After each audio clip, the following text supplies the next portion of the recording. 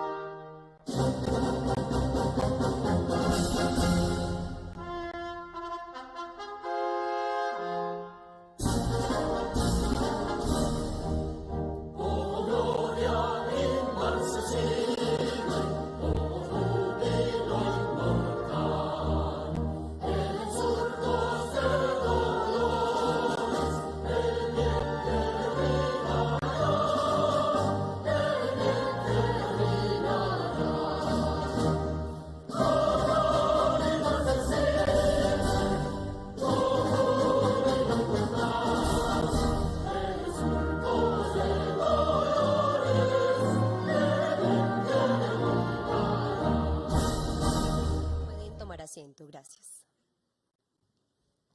Lectura de acuerdo. Mediante el acuerdo 012 se realiza el nombramiento a partir de la fecha en el cargo de presidente de Administradora Colombiana de Pensiones, Colpensiones, al doctor Jaime Duzán Calderón. Toma del juramento. Toma el juramento el señor presidente de la República, doctor Gustavo Petro Urrego.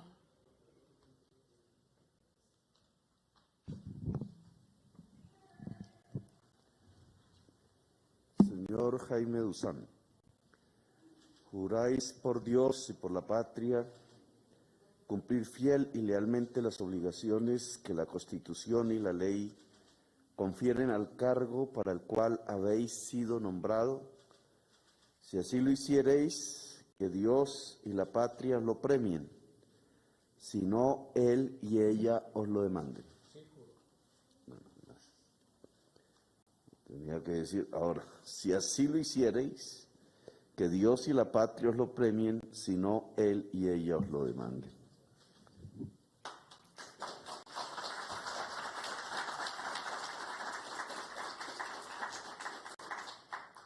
Firma del acta de posesión.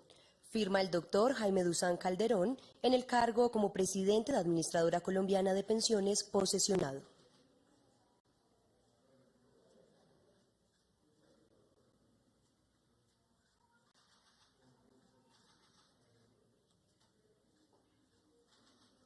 Y firma el señor presidente de la República, doctor Gustavo Petro Urrego.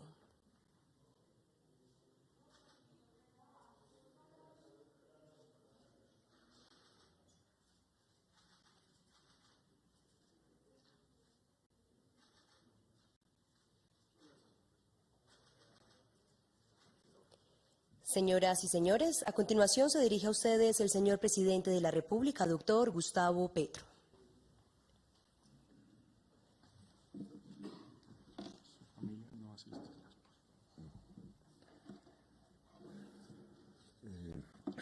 Voy a intentar arreglar algunas palabras aquí.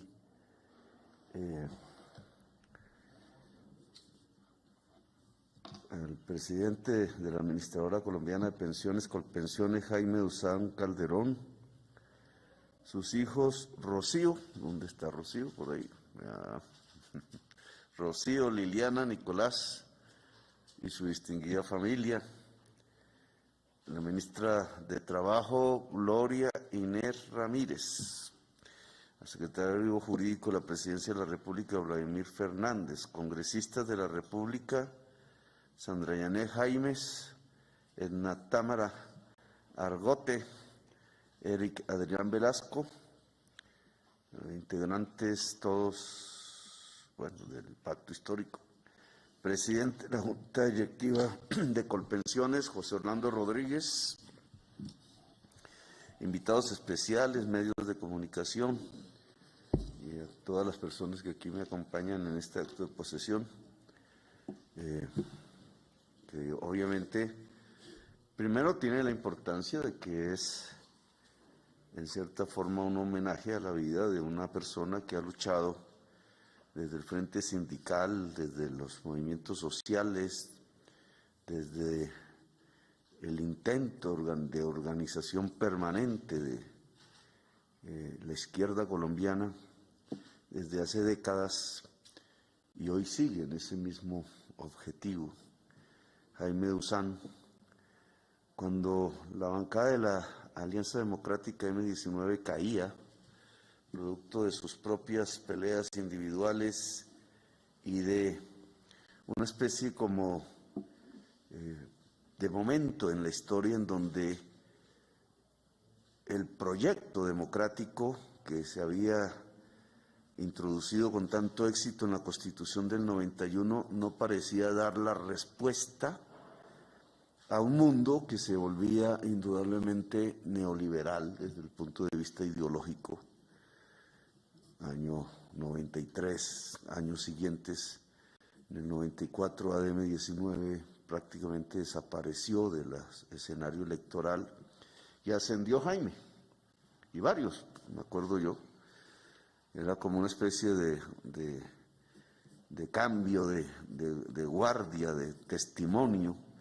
Una serie de líderes, sobre todo el magisterio, asumieron las funciones de oposición, de crítica, que ya el proyecto político que había hecho la Constitución del 91 no podía hacer. Nosotros salíamos, ellos entraban, y al final nos hemos encontrado y desencontrado varias veces en estas décadas, pero al final de todo este tiempo, que termina con un triunfo de las fuerzas que hicieron la Constitución del 91, Jaime Duzán se ha mantenido bajo esas tesis de la construcción de una alternativa política para Colombia. Y hoy el que se convierta en el presidente de Colpensiones es también un homenaje a esos esfuerzos de toda la vida que poca gente realiza, que poca gente, como dice la canción, construye, porque en los devenires políticos es más las renuncias, es más el irse, es más el escape, es más ante las derrotas, los problemas incluso, los miedos, es más hacer un quite a la opción de construir y de luchar. Al final los pueblos no se cansan nunca y siguen luchando hasta que logran las transformaciones que se proponen. Aquí estamos al frente entonces de otra transformación.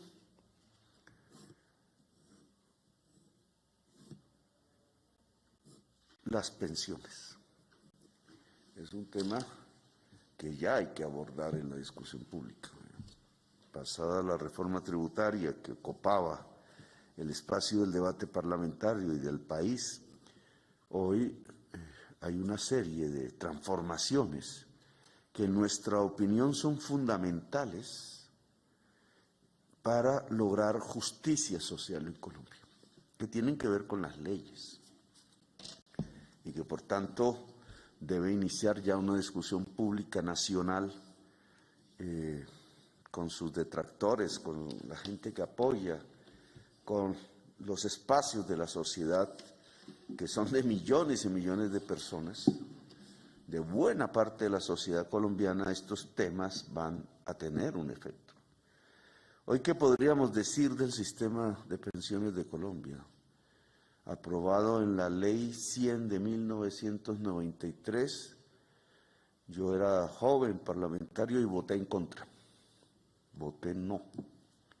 Nuestra bancada votó no. La de la Alianza Democrática M19. Allí esgrimimos unos argumentos.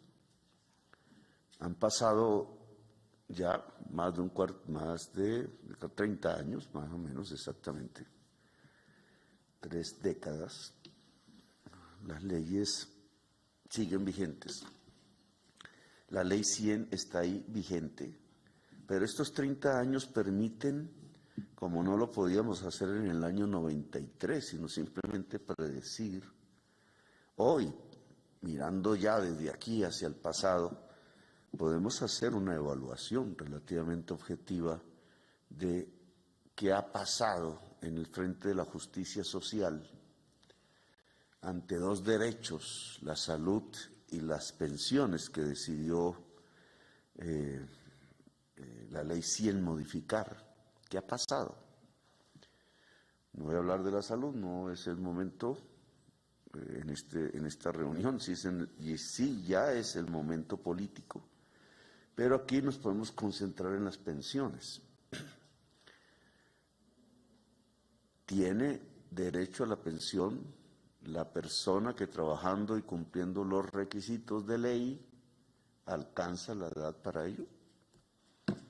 Ese debería ser el primer motivo de evaluación. ¿Qué sucede con las personas que están trabajando hoy en Colombia respecto a su derecho pensional, a tener una vejez digna? Que al final es para eso que existe algo que se llama pensión. Después de trabajar durante la juventud, la madurez, después de crear una riqueza a través del trabajo, una riqueza que no es solo de la persona que trabajó, sino que incluso eso existe en Colombia, en la práctica, no en las normas. Después de 30 años de aplicación de la Ley 100, podemos decir con tranquilidad que en Colombia existe el derecho a pensionarse. ¿Real? La respuesta es no. Los números de lo que tenemos como evaluación de estos 30 años siguen siendo similares a los malos números que existían en torno a cobertura pensional antes de la aplicación de la Ley 100. La Ley 100 no mejoró desde el punto de vista pensional nada.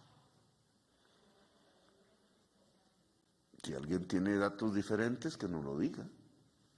Pero ese es el resultado después de 30 años. Habrá aquí una serie de argumentos, ¿no? Que todavía 30 años es poco, porque los trabajadores jóvenes que en aquel entonces empezaron a cotizar en los fondos privados de pensiones, pues todavía están trabajando. Podrían argumentar, y que entonces no se ha aprobado el que el sistema creado allá hace más de un cuarto de siglo funcione. Pero lo cierto es que ya hay unos números poblacionales que permiten decir, y se ha publicado ya en investigaciones y estudios, que la inmensa mayoría de los cotizantes en fondos privados de pensiones, por el hecho de no lograr niveles salariales suficientes, que debería implicar al menos un salario por encima en toda la vida laboral de 4 salarios mínimos, y aún así habría dificultades para que lo ahorrado individualmente se vuelva una pensión. Una pensión significa hasta la muerte y significa al sobreviviente. Esa masa ahorrada no alcanza. Y entonces lo que se ha vuelto práctica en Colombia y lo confundimos como pensión y no se aclara la diferencia, es que lo que va sucediendo es que se le devuelve al cotizante, una vez pasan las semanas de ley, etcétera, la masa que ahorró, pero no de una vez, como para que pudiera comprarse un taxi, sino en muy bajas cuotas mensuales. No ganó ni siquiera un salario mínimo en promedio en su existencia. La mayoría de los colombianos les pasa eso. Entonces nunca habrá una masa laboral, una masa monetaria suficiente, a menos que el Estado ayude y ponga del presupuesto para que pueda haber algún tipo de ingreso después de cumplir los tiempos para pensionarse. Le toca al Estado. Entonces, si le toca al Estado, ¿por qué no sinceramos la cosa? En vez de decir mentiras, ¿cierto? No, pues lo que están haciendo, señores y señoras, es un sistema de ahorro forzoso. No le llamen pensional, llámenle sistema de ahorro forzoso, por medio del cual unas instituciones financieras ganan una comisión X por administrar unos recursos que no les son de ellos, de gente que trabaja, a los cuales les han sacado una parte de su salario y a los empresarios otra, de manera forzosa, a través de una ley. Y han jugado con esa plata, bien o mal, no es el problema, pero eso no se llama un sistema pensional. Eso no da pensión. Le devuelven a la gente el ahorro después, pero menos que cuando uno abría una cuenta de ahorros, que cada vez, cuando uno abría una cuenta de ahorros voluntaria, cada vez que uno quería, quitaba parte de los recursos en el monto voluntario. Aquí no es voluntario, aquí no se pueden retirar los recursos en una cuenta de ahorro diferente. Si el propietario de la cuenta quiere que 100% de lo que hay ahí ahorrado pase a su bolsillo, no puede. Tiene que hacerlo en cuotas pactadas con el banco. Y entonces se trata de discutir con el país si se puede construir un sistema que dé pensión. En Colpensiones hay un sistema que da pensión. Esa es la otra parte de la evaluación. Claro, la persona que quedó afiliada en Colpensiones, tenía diferentes nombres antes, hoy tienen derecho a la pensión. Hay una garantía de pensión. Si cumplió los requisitos de ley que estableció esta ley 100 y sus reformas, que ha habido muchas en el sentido de ampliar la edad para pensionarse, si cumplió esos requisitos, Colpensiones da pensión. No es que devuelve un ahorro a ver qué fue lo que alcanzó, no, da la pensión. ¿Cuál es el problema hoy? Que al tener un sistema de cotizantes en fondos privados, que son la mayoría de los trabajadores y trabajadoras que cotizan, y un sistema que sí da pensión, pero sin cotizantes, es el Estado el que está pagando las pensiones en Colombia. Por todos lados está pagando las pensiones en Colombia. Incluso buena parte de la rentabilidad de las cuentas individuales de los fondos privados las está pagando el Estado a partir de los 3 TES que esos mismos fondos compran de deuda pública nacional. Entonces lo que estamos es caminando a un mundo en donde no se le garantiza pensión a las mayorías, a menos que el Estado entre con su presupuesto a solucionar el problema, y el Estado mismo va quedando en una situación de difícil equilibrio fiscal, porque su mayor gasto compite con la deuda, son las pensiones. Entonces el Estado sí gasta, pero la plata va para otro lado. Y así nos vamos manteniendo. Cuando el Estado gasta, quien está gastando es toda la sociedad colombiana. Toda la sociedad colombiana está pagando las pensiones de quienes hoy tienen, y hay que decirlo así, ese privilegio porque no es un derecho, es un privilegio del que puede lograr, el que tuvo la opción de decir me quedo en Colpensiones y no me voy al fondo privado, o el del fondo privado porque su fondo no le va a pagar pensión, le toca recurrir al Estado. Esta es la reforma que queremos discutir. Nosotros hemos hecho la propuesta de un sistema de pilares. No es una invención mía. Se ha discutido en el mundo. Muchas entidades muy conservadoras lo han propuesto como discutible, como viable. El Banco Mundial, se introdujo la discusión en Colombia. Yo fui uno de los que propuse eso cuando era congresista. FEDesarrollo lo ha discutido. Mucha gente acepta que lo más coherente es tener un sistema de pilares, que ¿qué es? Que el fondo público está correlacionado con los fondos privados. Es decir, que no son dos mundos apartes, sino que hay un primer piso, un segundo piso y hasta un tercer piso. Y la cotización se divide allí y hay un sistema entonces para garantizar la pensión. ¿Qué nivel de piso, qué cantidad de salarios mínimos trae cada piso, cómo los procedimientos, etcétera? Esa es la materia de la discusión. Lo queremos poner como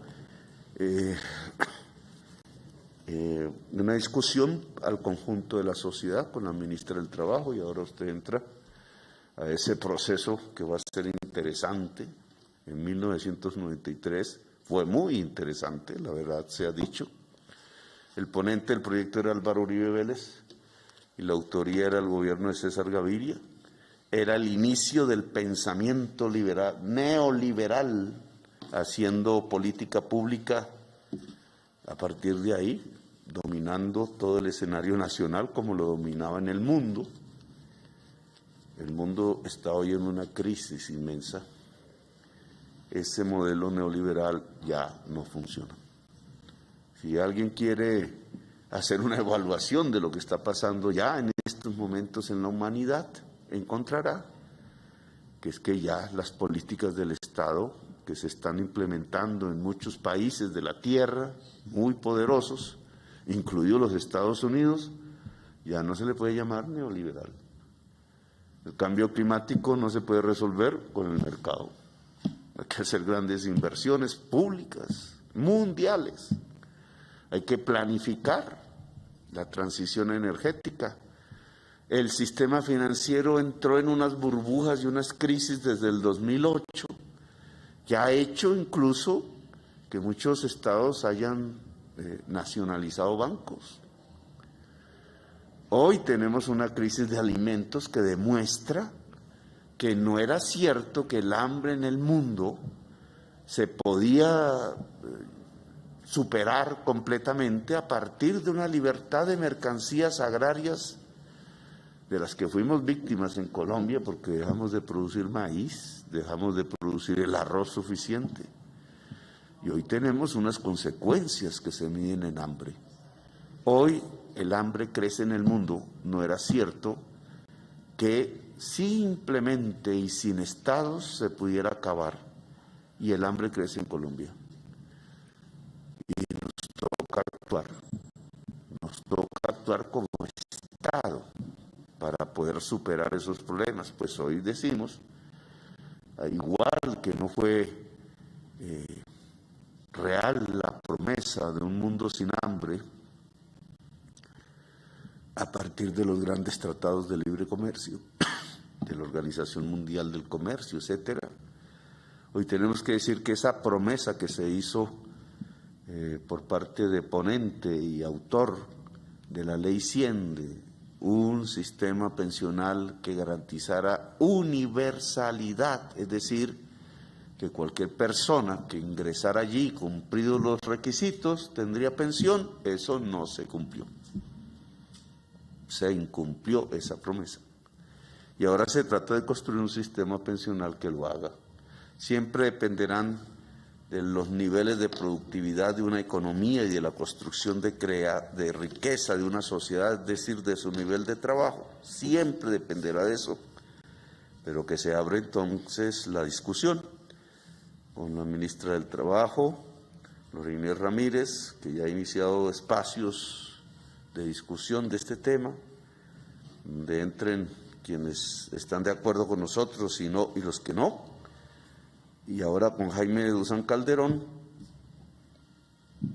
pues se ha abierto el espacio de la gran discusión pensional en Colombia. Felicitaciones, Jaime, y gracias a todas y todos ustedes. De esta forma damos por finalizado el presente evento. Agradecemos a todos por su asistencia. Feliz tarde. El proyecto más importante en la historia reciente de Antioquia y Colombia por fin prendió sus turbinas. Un equipo maravilloso que no ha parado de trabajar, llevan extenuantes jornadas para cumplir lo que viene ocurriendo en EPM. La primera noticia que damos desde Empresas Públicas de Medellín es que hemos logrado sincronizar tanto la unidad 1 como la unidad 2.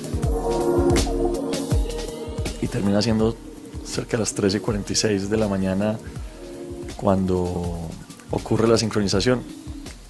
Y ahí empieza una correría donde hay que darle las gracias a muchas personas. El CNO, que se reunió, ¿a qué hora se reunió el CNO? 5:30 de la mañana. Hidroituango comienza a generar energía para el país luego de superar difíciles momentos. Gracias al compromiso de la Alcaldía de Medellín y de EPM, se superaron las dificultades y una vez más, el pueblo antioqueño es protagonista del desarrollo de Colombia. Es un proyecto seguro, es un proyecto al que se le ha metido el corazón con mucha disciplina, con mucho amor, y que hoy se lo entregamos al país.